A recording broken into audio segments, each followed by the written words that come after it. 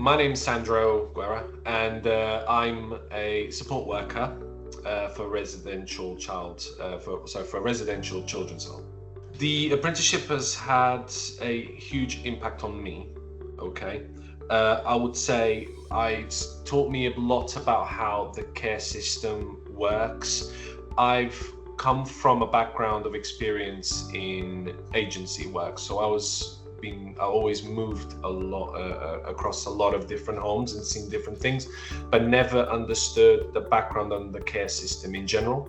It's given me a lot of skills as well to develop those young people who I look after, not just to better them, but help them understand who they are and understand their own identity, understand their own trauma. But also develop them into the best version of themselves that they can be.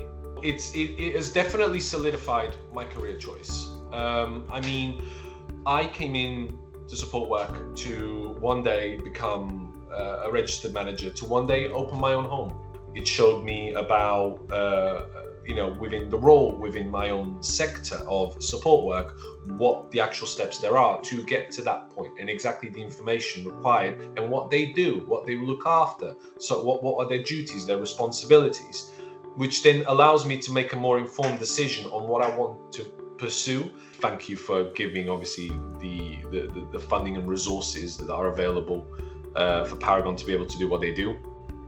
But also providing the opportunities for, and funding for residences like the one that I am in, and the one and others that are out there as well, to make sure that the childcare is so important, because it's literally solidifying the identity of the new generation to come, the people who we are, that we are instructing, and they are the ones that will then take over.